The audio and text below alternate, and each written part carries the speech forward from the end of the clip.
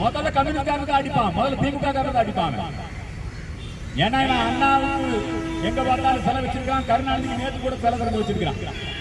அவனுக்கு ஆட்சிக்கு வந்தா நேற்று பாத்தீங்கல்ல, முஜிபுர் ரஹ்மான் சிலை என்ன பண்ணானுங்க? ஒருத்தன் தலைமையில ஏறி ஒண்ணு பிடிக்கிறான்.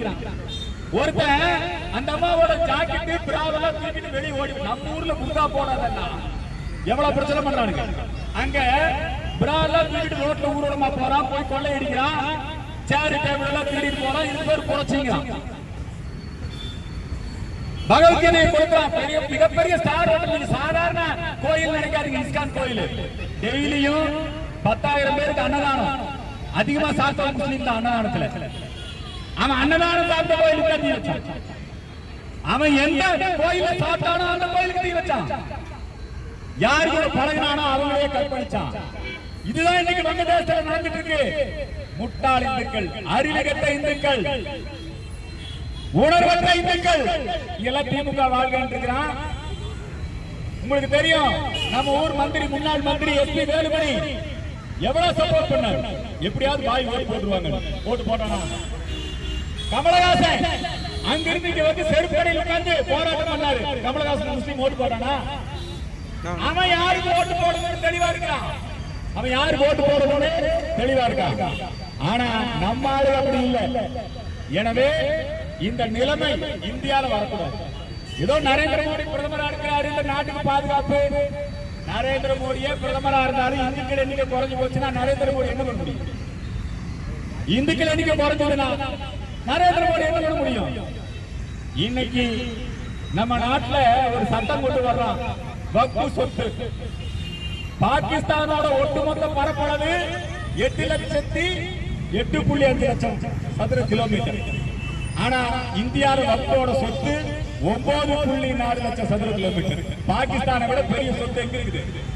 இந்தியாவில் இருக்குது. இந்திய ராணுவத்தை விட, இந்திய ரயில்வே விட அதிகமான சொத்து அவனுக்கு இருக்குது. அவன் பார்த்து யார வேணாலும் வக்ஃபு பண்ணிட்டா முடிஞ்சு போச்சு, அது அவன் சொத்து.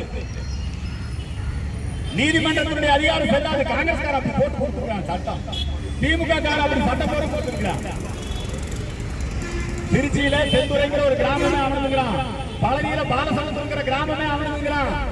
பவானியில ஒரு பகுதியே அமர்ந்துக்கிறான். நாளைக்கு இந்தியா அந்த நிலைமையெல்லாம் வரும்.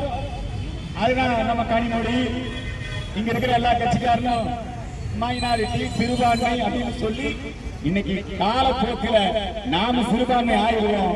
வங்கதேச கதி இங்க வந்தாலும் ஏற்கனவே இங்க பண்ணதுதான். இங்கதானே கூட்டு வச்சான். இங்கதானே இன்னைக்கு எல்லா விதமான கொடுமைகளை வீரகணேசன் கொலை பண்ணது எங்க? ராமகோபால் ரட்டன் எங்க? எல்லாம் இங்கதானே. காவலர் செல்வராஜ் படுகொலை எங்க? இங்கதானே. அதனால இங்க இருக்கிற இந்துக்கள், அது நரேந்திர மோடி ராணுவத்தை அனுப்புவாரு, ஐநா சபைக்காரன் என்னத்தையோ பண்ணுவான், அதெல்லாம் இருக்கட்டும்.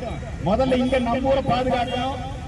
நாம சில கோரிக்கைகளை மக்கள் மன்றத்துக்கு, இந்த திமுக காரங்களுக்கு, இந்த பத்திரிகையாளர் போட மாட்டான். அவெல்லாம் பூரா அவங்களோட இருக்கிறான். பத்திரிகைக்காரன், யூடியூப்காரன், அவனுக்கு இந்துக்கள் மணிப்பூர்ல பொம்பளையில கற்பழிச்சிட்டான்னா அவன் போடுவான் இல்லைங்களா? பாலஸ்தீனத்துல அங்க பாசம் அப்படின்னா இங்க போராட்டம் பண்ணுவான். ஆனா இந்துக்கள் கற்பழிக்கப்பட்டா, பாதிக்கப்பட்டா கேட்பதற்கு நாதி இல்லாம இருக்குது. இந்த நாதியற்ற இந்துக்களுக்காக குரல் கொடுக்க வேண்டும் என்பதற்காகத்தான் நாம் இந்த கோரிக்கை கண்டன கவன ஈர்ப்பு ஆர்ப்பாட்டத்தை நடத்தி இருக்கிறோம்.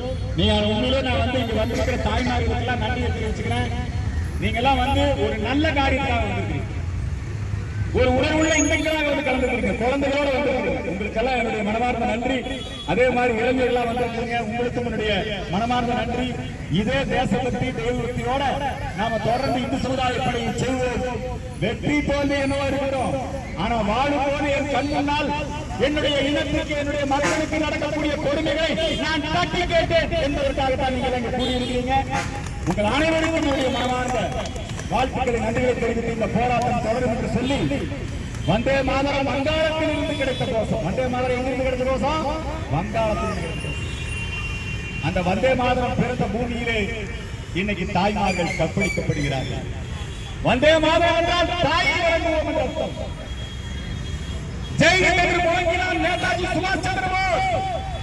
அந்த ஜெய்ஹிந்த் இன்னைக்கு அந்த வங்காளத்தில் இல்ல. எப்பேற்பட்ட பூமி, கங்கை பாய்ந்து செழிப்பான பூமி, அங்கே இன்றைக்கு இந்துக்களின் ரத்தம் சிந்திக் கொண்டிருக்கிறது. இதை பார்த்தாவது நாம் உணர்வு பெற வேண்டும். அன்பு சகோதரர்களே, சகோதரிகளே, நாம் நம்முடைய கடமையாக நம்முடைய இந்த உணர்வை வெளிப்படுத்தக்கூடிய இந்த போராட்டத்தை நடத்தி இருக்கிறோம். இது தமிழ்நாடு முழுக்க இந்து மக்கள் கட்சியின் சார்பிலே நடைபெறும் என்பதை அறிவித்து நிறைவு செய்கிறோம். இங்கே வந்திருக்கின்ற அத்தனை பேருக்கு வாழ்த்துக்கள். நம்ம ஜனகன பாடிதான் முடிக்கணும். ஏன் தெரியுமா? ஜனகணமான வங்காள மொழியில் எழுதப்பட்டது. வங்காள மொழியில்தான் தேசிய கீதம். வங்காள மொழிதான் அங்க வங்காள தேசத்துக்கு தேசிய கீதம். ரவீந்திரநாத் தாகூர் தான் 2 நாட்டுக்கு தேசிய கீதம்.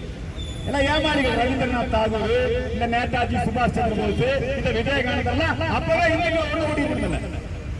இவனுக்கு எல்லாம் பிரிட்டிஷ்காரன் எடுத்துட்டு அவன் பின்னாடி கோமணத்தை உருவிட்டு போயிட்டான். இந்துக்களை ஏமாத்திருக்காங்க. இவங்கெல்லாம் இந்து முஸ்லீம் என்கிற ஒற்றுமை என்கிற போர்வையிலே இந்துக்களை வங்கதேசத்து இந்துக்களை அனாதைகளாக்கி இருக்கிறார். இன்னைக்கு அந்த தலைவர் நமக்கு கோவம். முதல் அவன் அடிச்சது வங்கதேசத்துல ராமகிருஷ்ணன் தான் அடிச்சான். சாமியாரிக இவங்க எல்லாம் அப்படியே பேசாம உட்கார்ந்துருக்கான். எல்லா மதமும் ஒண்ணு, எல்லா மதமும் ஒண்ணு. முதல்ல ஒண்ணு தாண்ட அடிப்பான். நமக்கு இன்னைக்கு சுதந்திர போராட்ட வீரர்கள் மீது கோபம் வருகிறது. காந்தி மீது கோபம் வருகிறது. ஏன் இவங்களுக்கு தெரியாதா? உலகம் முழுக்க சுற்றுப்பயணம் பண்ணிருக்கானுங்களே, உலகத்துல எல்லா முஸ்லீம் நாடுகள்ல என்ன நடக்குதுன்னு தெரியாதா? ஏன் இந்துக்களை காப்பாற்றுவதற்கு ஒரு இயக்கத்தை உருவாக்கவில்லை? மராட்டியத்திலே பிறந்த எங்கள் டாக்டர் கேசவமணிராம் ஹெட்கேவார் ஆர்எஸ்எஸ் உருவாக்கினார். அதனால் தான் இன்றைக்கும் நாங்கள் பாதுகாப்போடு குறைந்தபட்சம் குரல் கொடுப்பதற்காக. மராட்டியத்திலே தோன்றிய சத்ரபதி சிவாஜி மட்டும்தான் இந்து சாம்ராஜ்யத்தை உருவாக்கினார்.